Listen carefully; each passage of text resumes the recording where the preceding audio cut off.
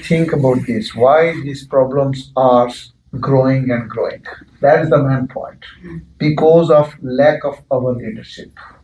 We as an immigrant, we never work like that. We never think about this in the coming future, what the problem is coming. Okay, our people are not going for vote. They are not choosing their representatives. They just saying the problems are coming. Of course, those who are sitting their leadership, they're making decision for them because they get the vote from there. Now we have to be everybody actively work and teach to people all problem and solutions. We know your problem because we are also on the same page. Doesn't matter whom you vote for, as long as you are out and vote, so that we can have change in all our municipalities, that the change that we want for our future and for our kids. Yeah, I'll add nicely onto that you need to live here for 2 years if you're not from the EU. So only 2 years and then 51 days in the area you are in, and that will allow you to vote. So you probably are able to vote. So please get out and vote, and especially remember that there are 2 different elections that you can vote in if you're not in Helsinki, and that to vote both in the municipal election and in the county election if you're not in Helsinki.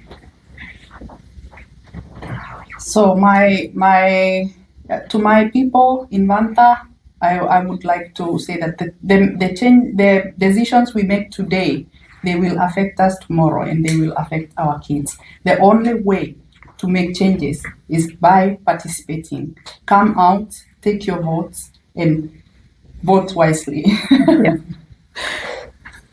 Okay, I just say that we are living in this country and this is our country. And our kids live here and that's their country. We have to, everybody, work together, make it strong. This country is strong, our kids are safe, everybody's safe in this country. You can vote now, and that is very important for everybody. Every vote matters. Every vote counts. Must go to vote. Thank you. What I have to add to all the fellow panelists is that go and vote regardless of whomever you decide to vote to, because voting really matters. That's a chance when you get your voices heard. I really want all of us to have a good future, and kids are the future of our generation, regardless of whatever background we come from. Please vote for all of us and get your voices heard, because when you don't vote, you give the chance that you don't have the right leadership. So thank you. As immigrants in Finland, we have a place, we have a say. So please, let's fight for representation. Cast your vote and make it happen. Let's go in for integration. Thank you. Yeah, to my fellow immigrants, the most important thing right now is to vote. Come out and vote. Your vote is your voice. If you don't vote, you are voiceless. And so we are here to represent our people. Please let us come out and vote for a better future. Yeah, to my fellow immigrant, we want to say to every one of you, you have this opportunity to make a difference, to effect a change in our community. In Finnish, they said, laita kisa pudaan. Bring the card, put the card on the table. But if you are not on the table, you cannot bring the card to the table. So that is why you need to vote and elect the people that will represent your interests, so that the issue that matter to you, that affect your community, can be put on the table and it can be addressed. So go and vote and make your vote count. Well, thank you very much, Daniel. Let me take it from there.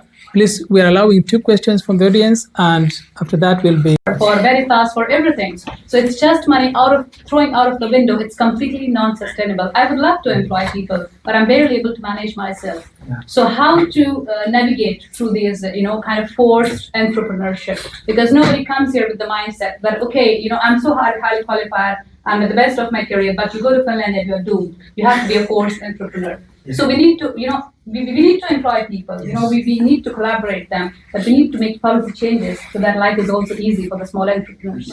Yes, but also we have to remember that if we are talking about the students, they are young people, they have dreams. When we employ them in these shops, they are just parking shops and they are satisfied because they have a salary. What are we doing to their dreams? I object that. Objection, please. No, sorry. Please allow me to interject with the veto power. Okay, sorry. ESPO already effectively has English as a service language, and Helsinki pretty much does as well, and that should be normalised. But people like to talk about English becoming a national or official language. All that would achieve is meaning that we need to have every single paper of every single meeting that happens anywhere in English by law, which isn't beneficial, because that just means a huge extra bureaucratic burden. So I think it's the service language we need to focus on. Exactly. Not the national language, just to mention. But on the language note, in terms of employment, what we can practically do is the city procure a huge amount of services. And in city level procurement, so the buying of services from small companies, Finnish or Swedish is needed in the procurement process. And that means that small immigrant-run businesses are not competing on the level playing field with a Finnish-speaking small business, which means that the jobs aren't being created in the small. I mean, the cities are spending huge amounts of money, and that's all kind of very little is going to immigrant-led businesses because of the language requirements. But now, if one city makes that change and the others don't, then we start to have the inequality between the procurement processes. Maybe all the immigrant sort of led are going to one city, but not the other cities. And it should be a joint movement between the cities that we are no longer going to require Finnish or Swedish in the procurement process. The job we are looking for is here. As a representative of the people, what we need to do is to remove the red tape and give room for the entrepreneurship to strive. These people will employ a lot of people. Government cannot employ everybody. Keller cannot pay everybody. No matter how much they are subsidizing, trying to pay by social services, it's not sustainable. What's sustainable is the entrepreneurship. If the government remove the red tape and remove the bureaucracy, the representative create a good policy and open up the entrepreneurship circle, that when somebody open a small business, the regulation is not killing your businesses. And then you can easily employ one or two people. All these people that you are talking about, I'm going to digress a bit. Trump is a whiff. Sorry. So I digress a bit. I was in one place this morning. I met three people working there. All the opinions are good, but in my opinion, if I get elected, I will try to have structured systemized way. Work with schools. Let the schools provide intensified Finnish language. We all know, and we don't want to undermine the power of learning the language of the land we are living in. So let the schools provide these students with intensified school Finnish language. From there, let's work with the companies in our municipality. We have companies like IKEA. Let's give these students opportunities. People given opportunities, they will thrive. All of us who have learned Finnish language, we all know that it's when you start working in these companies with the Finnish language, listening to it all day, that is when you learn the language. So let's give them chances. I just want to say one more thing. At the municipal level, you guys are policymakers, because the law is superior. The law is made by the parliamentarians, but as a policymaker, you have the mandate given to you by the people who have elected you to go and make good policies that work for the people. Now look at, for example, a language issue. I think it is high time that a really people-driven member of county assembly in Helsinki and the same one in Espoo and Vantaa can come up and say, look, I think it is high time our municipalities open it up to require this Finnish language. It's a fact. Those areas are having shortage of workers. Use them there. before we know it, we are all having our students doing all the filling those places where check online. There's a lot of that we are searching for employers everywhere. How do we fill them in? We need to create. If I'm elected, I'll work with the other municipalities such that we create an organization or a body that takes them on a one-on-one basis. What else? What can you do? First, we have to remove this stereotype thing that as a student, when you come here, you can only clean, you can only this. No. They are all these students, I must be very frank here that all these students entering Finland are super educated. They are one of the smartest Africa has. And they are here. So they have a lot to give. Now when they come here, the only thing they have to do is like to clean, to do this. So we take that stigma away. Now come, you are studying. Okay, you can't have a job in that cleaning sector. What else can you do? Screen them, check them out, and I'm sure you will find something. How do you make it in practical sense? Like I was saying earlier, for example, like Seura, like because you can have a different sector, which is not but because most of the international students they are already educated, they have the English language, so they can work in different kind of sectors. The area council, which is Helsinki, and the smaller business would collaborate together, like we said, work together, find solution, how to employ those people, pay tax, and then we all benefit from it. I think if I have to add to what we're saying, if I'm a counselor, the solution is right here in front of us. We are not looking for any solution elsewhere. And the first thing we have to understand is that we at our level we don't have the capacity. Studies are not free for them, and the fee is humongous. And plus the policy that's been changed, that these students, as soon as they finish their studies, within 3 months, they are supposed to land in a job. Otherwise, they have to go back from wherever they came. So this policy, this particular policy needs to be taken care of, because I think this is quite unfair. Because although in Finland we do have quite high standards of education, but this fee is very high for those immigrants. They really can't afford to do that. So let's bring into force a change in the policy which says either we don't take those students because Finland needs money, so we are getting money from those students, and finally they have to go back home. Back in the days, education was free, so immigrants didn't mind coming and studying here. But of recently, it's a painful situation for the students who pay so high prices to be here and then end up in the food queues, and depressing as well, because now the recession is actually going towards depression. So this is one of the main policies that needs to be considered, that the students, either we should not take them, and if we are taking them, we should make such a law that we should somehow integrate them and bring them into force so that they end up getting something in hand. I would like to add more. I think on the municipal level, it is going to be hard to make the changes, obviously, because a municipal level. What we can do is like create opportunities for them.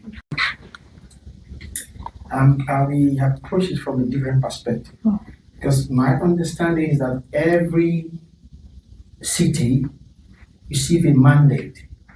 The ruling party that's going to be ruling the city receive a mandate for the candidate of the municipality. For the citizen of the municipality.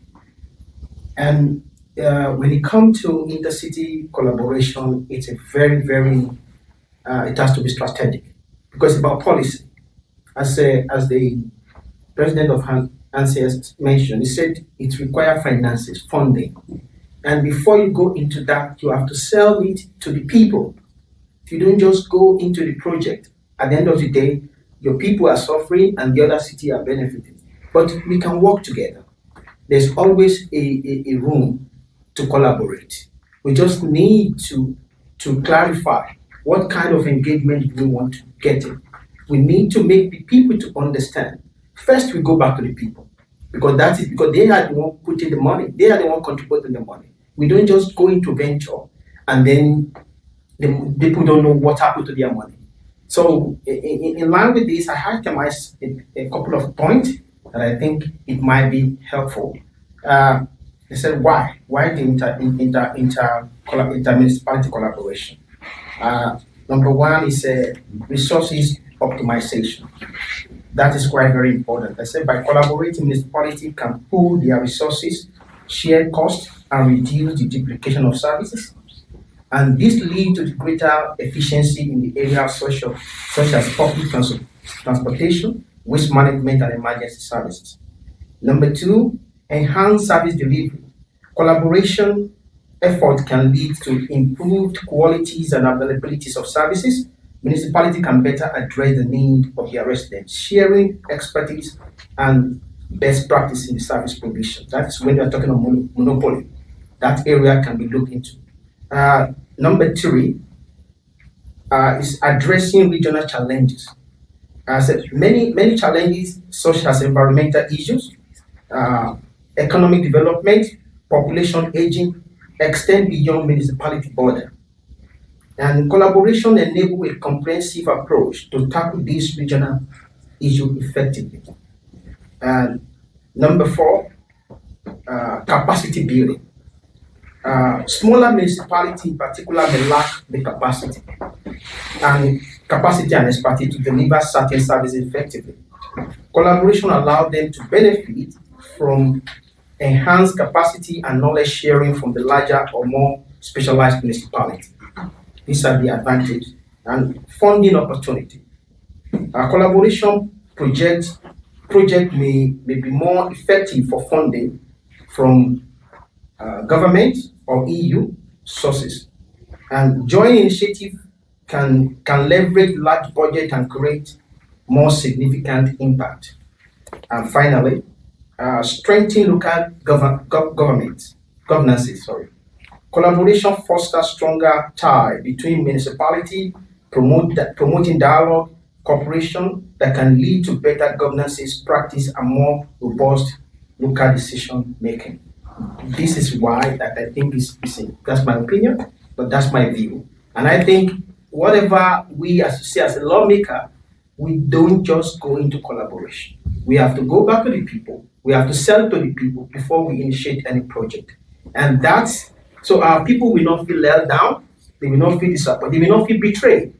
Every project we put their money, and they will see like we are representing them very well, because it can be very, very from policy perspective.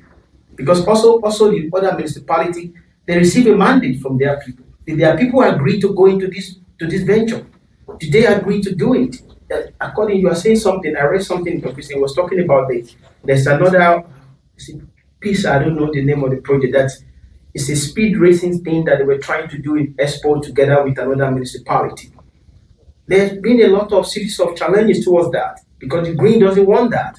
It's going to be a problem to the environment. It's going to be a lot of things going to be destroyed to create that. We need to find a common ground where before we embark on any venture on behalf of the people, as a responsible representative, we got to do that. So that's my. Not necessarily everybody has to move from Banta to Helsinki. Hence, we are saying that Helsinki is very congested. People can afford reasonable houses or in Kerava or Banta somewhere else to live instead of moving to Helsinki. So by doing that collaboration together, everybody will benefit. And secondly, we have the connection between Banta, because Banta is huge, or Espoo, between Banta and Espoo, like the Pika Yokari, Rider Yokari, which really makes people's life easier. So it's easier to commute between these two cities or the three cities. Okay, thank you. Would you like to bring in that?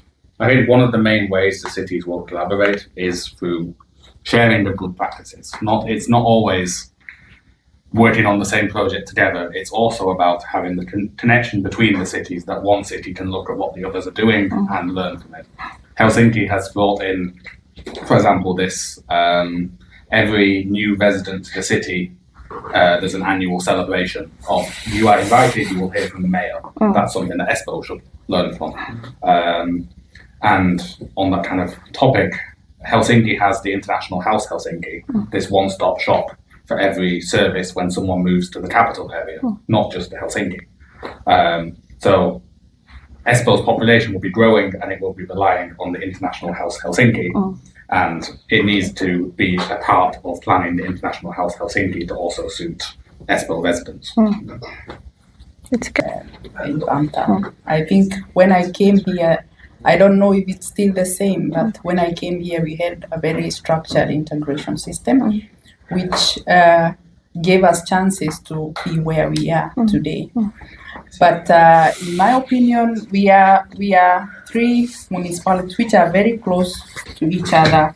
And like I live in Vantaa, but I work in Helsinki. Could we try to get something, example like an affordable ticket for the three regions? On the healthcare side, Espoo, I think it has a very systemized way because it's so easy. I work in the hospital and it's so easy to discharge a patient, an elderly patient who is going to Espoo because they have a team ready to take care of everything. If these patients need some home care or they need some kuntoutus. So there's a team set for that. So it's so easy. But when you come to Vantaa or Helsinki, you have to do it yourself in the hospital. And sometimes it's so difficult. So could we learn also from Espoo and try to incorporate this together?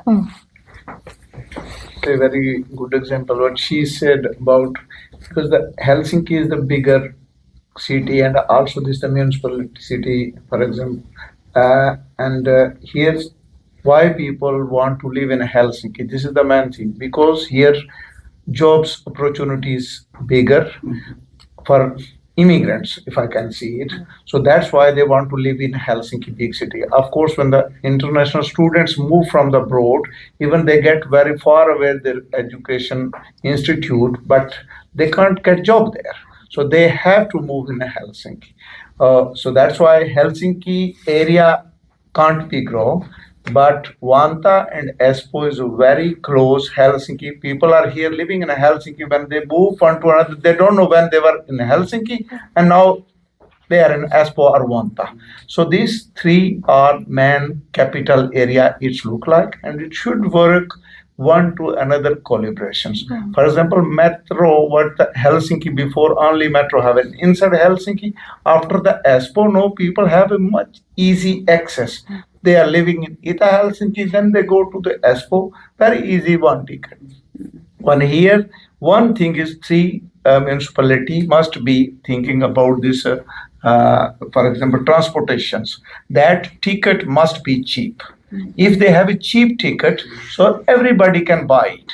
Cheap ticket, they can move. They don't need their own car. Then you can save the environment here in Helsinki as for Vantaa.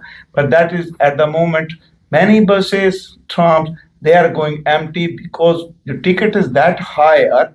You can use your own car, less benzene, and you can move on to another place. So that is, I think, big problem here. In Espoo, the Greens were the only party to formally oppose the rise to the HSL prices.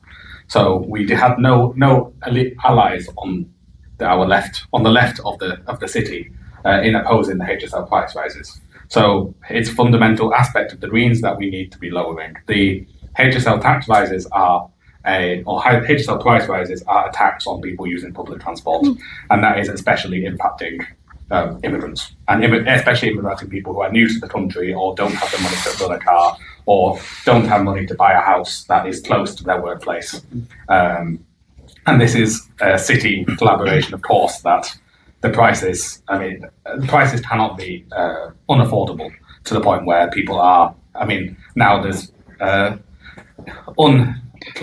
unclothed, but disguised officers running about on the metro just to try and stop people not paying. And we need to be in a situation where people are happy to pay. I think with the burden of the rest of the city, I think we have to find a way whereby it can be balanced. Everybody pay kind of like equally, that everybody will benefit from it. From the labor side of the collaboration, there's already one, for example, Civic, which is like Helsinki Vantaa Espoo, how to improve that and make it a bigger thing that anybody can like be able to walk through that. Three municipalities can work together towards this. It can, because all the municipalities have free land, land available for them.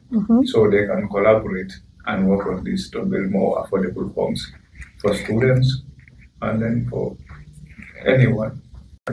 One thing that motivated me for this council of cities about affordable housing, because I've been engaging with a lot of students, immigrant students here in Helsinki, and then they find it difficult to afford a house or have a home. So that's inspired me to run for this. And then when I win, we'll try to put this on the table so the municipalities can build more affordable homes for people, not only for students, but for residents of Helsinki and as well Vantaa as well.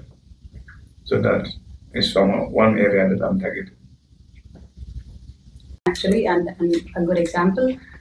But because Helsinki is the oldest and most functional city in Finland, so I think a lot of resources are still quite centered in Helsinki. And Espoo and Vantaa, they do depend, like in terms of transportation, and it's a lot that goes from Helsinki to the other municipalities. Before the metro started, it was still like quite much transportation centered, still in the city center, and reaching Espoo and Vantaa was still difficult. But after the metro lines have started, I think the car dependencies has reduced. So how I see the collaboration could improve is having a better public transport, for example, as now they have done also in quite extensive areas in Espoo by starting the light rail. And the commuters don't have those issues that they had, let's say, a couple of years ago. So I think in this way, the municipalities could also cross-collaborate with the remote areas of Vantaa, and we could also connect properly through the transportation lines, which is also because I represent Greens, and Greens really focus on the renewable energy and sustainability and preserving the costs for the transportations, and also reducing the usage of individual cars when we don't need them. So I think this would be one area where the three municipalities could really collaborate, and we don't take so much out from Helsinki, because I think still the faraway places in Espoo and Vantaa, they still depend for quite many things on the city of Helsinki. Thank you. Okay. Maybe we are advocating for nearness of services to the people, what they call in Finnish language, lähipalvelut. Now, if they're bringing healthcare centers, making sure that each area, Hakunila, Tikkurila, each area has a healthcare center very close to itself. And if we, at the end of the day, realize that this is working in Vantaa, that template could be moved to Espoo and Helsinki, such that the whole Finland is benefiting. Thank you. A lawmaker, because a councillor is a lawmaker at the municipal level. Yeah. At the very least, you have three functions as a councillor. One is to represent your people. Two is to legislate on policies that govern the municipality. Three is to oversight the management of public resources in your municipality. So these things have to be looked whichever way, whichever issue, you have to look at it through these three things.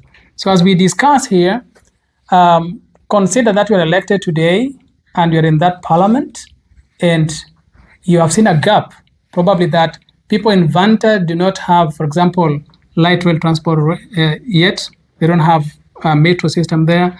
How would you then want to push this forward? Because it's important. Look at how Espoo and Vantaa, men of distinguished stature, for having you here. Part of this event today is the second phase. On the second phase, I'm going to be a moderator, and my co-moderator is... Hello, everyone. My name is Linda Dinda. I'm also an immigrant in Finland. I'm a voter as well. And today, as we talk about cross-municipal cooperation, I know we want to put our voices out there, and we kind of wanting for votes, but I would request that we are clear in how we answer, and maybe take a minute to think the answer out and, share it clearly. Yep. Yes, the importance of this is because, look, you guys, you are not in negative competition. You are running a positively crafted campaign. Whoever gets into the municipality assembly will serve